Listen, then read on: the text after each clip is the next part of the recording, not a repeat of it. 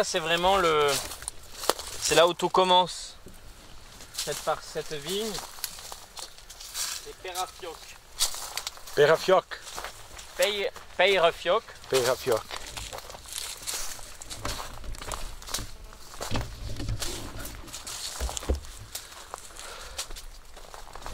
C'est Peyre, la terre, et Fioc, le feu.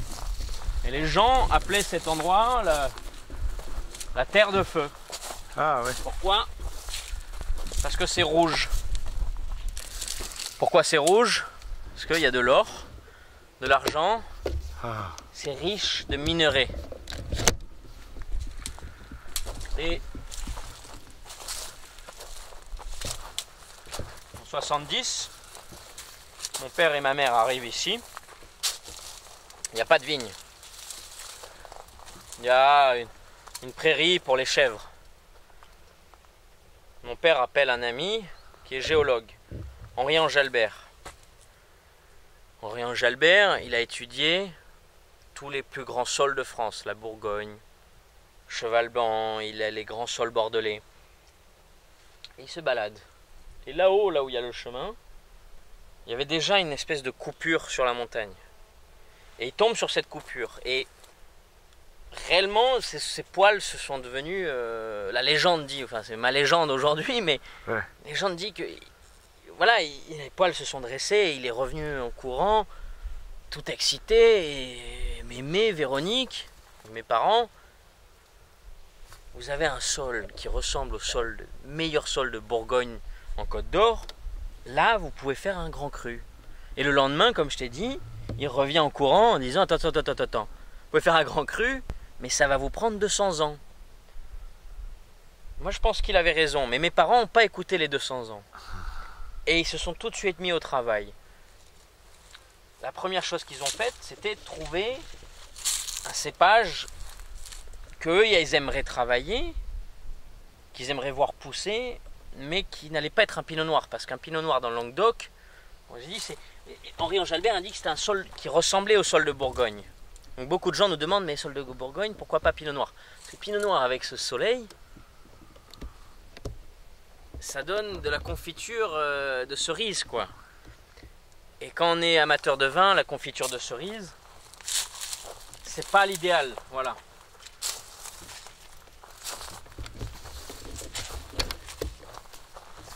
Donc papa, grand amateur de la Tour, le premier cru bordelais, et c'est à l'époque où les premiers crus bordelais, tu pouvais en acheter plus facilement qu'aujourd'hui.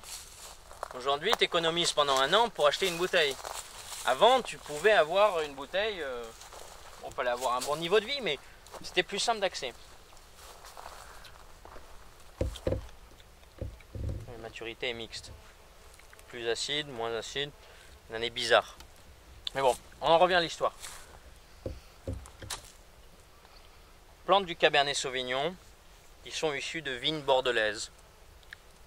Des pieds qui ont été sélectionnés par un pépiniériste pendant la Première et la Seconde Guerre mondiale.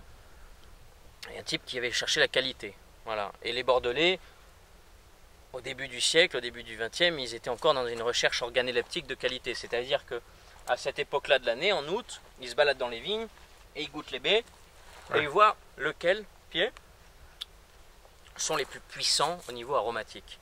Et chaque année, ils sélectionnent pour faire une sélection des meilleurs, de ceux qui apportent le meilleur goût. Voilà. Et certaines de ces pieds viennent de boutures qui viennent de Haut-Brion. Et on plante ça en 72. Papa n'a aucune connaissance de la vinification. Et très vite, en lisant les livres, en voulant s'instruire comment on fait du vin, il va tomber amoureux de ce que le second père de Thomas Gassac écrit, Émile Pénaud. Et il lit Émile Pénaud. Émile Pénaud, pour lui, c'est de la poésie, c'est du Baudelaire, c'est voilà. Et il va écrire une lettre à Émile Pénaud. 2 lettres, 3 lettres, 4 lettres, 5 lettres, une quinzaine de lettres. Émile Pénaud, forcément, ne répond pas parce que un paysan, un type sans réputation du Languedoc, qui est un peu le robinet du vin de la viticulture française à l'époque. On fait que du mauvais vin. Et le type qui envoie des demandes de conseils à Émile Pénaud, Aimé Guibert, aucune réputation, du Cabernet Sauvignon dans le Languedoc dans les années 70, où le Languedoc a une réputation très mauvaise, qui envoie ça à Émile Pénaud, qui est le Steve Jobs du monde du vin. Le type regarde ça et puis il jette les lettres à la poubelle et il dit: Aimé Guibert, bon, ben, vous êtes bien gentil, merci, au revoir. Et finalement, par l'intermédiaire d'amis, Émile Pénaud va bien vouloir recevoir mon père et ma mère. Mes parents, le jour où Émile Pénaud leur dit venez à Bordeaux, ils sautent dans l'avion, ils arrivent à Bordeaux et ils suivent le maître. C'est un peu comme le prince de Galles qui suit sa mère, la reine d'Angleterre. Il y a toujours 5 mètres d'espace et quand la reine parle, tout le monde se tait. Et bien Émile Pénaud, c'était le maître qui entre dans les chais de Laffitte, dans les chais de Aubryon, et tout le monde se tait. C'est vraiment le maître scolastique, le maître universitaire qui avait le savoir, qui avait la connaissance. Et mes parents reviennent de Bordeaux, ils sont les étoiles dans les yeux, ils se disent mais Émile Pénaud c'est incroyable, ce mec est magnifique, c'est vraiment le professeur qu'il faut pour Thomas Gassac. Et 78 arrive, la récolte arrive, pas de nouvelles d'Émile Pénaud. Mon père dit bon ben faut quand même faire le vin, les raisins sont là, ben on va y aller. Et au dernier moment, Émile Pénaud appelle papa en lui disant Aimé Guibert, peut-être pas de problème. Par la suite, ils vont être amis. Mais au début, il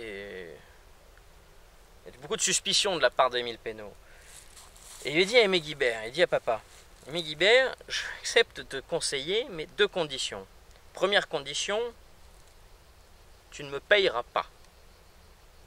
Okay. Donc, le type qui conseille les plus grands châteaux, qui a la réputation la plus établie, accepte de travailler gratuitement pour un vignoble dans le Languedoc qui n'a aucune réputation. Voilà. Et deuxième condition, tu peux m'appeler tous les soirs, à partir de 9 h du soir, ta vie privée, pour me demander des conseils. 10 ans après, un journaliste en Angleterre, du London Times, lui demande mais pourquoi vous aviez tout à perdre dans votre réputation? Vous aviez conseillé les grands châteaux, les grands Italiens. Pourquoi conseiller Thomas Gassac? Enfin, c'était un coup de poker ou de la folie, ou c'était peut-être un suicide. Et Émile Pénaud dit tout simplement j'ai conseillé des grands crus qui avaient été grands crus depuis 100, 200, 300 ans. J'ai conseillé des grands crus qui cherchaient une renaissance, la renaissance du grand cru. Mais j'avais jamais été artisan de la création d'un grand cru.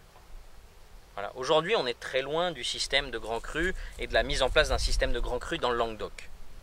Mais je pense qu'il y avait 2 personnes ou 3 qui y croyaient et qui aujourd'hui, où qu'elles soient, elles y croient encore. C'est Henri-Ange Albert, le géologue, Émile Pénaud, le vigneron, le conseiller, onologue, et Aimé Guibert, qui ont cru et qui croient encore où ils sont au ciel, ou parmi nous, voilà, qui ont cette vision de grand cru, et elle arrivera un jour. On n'est pas pressé.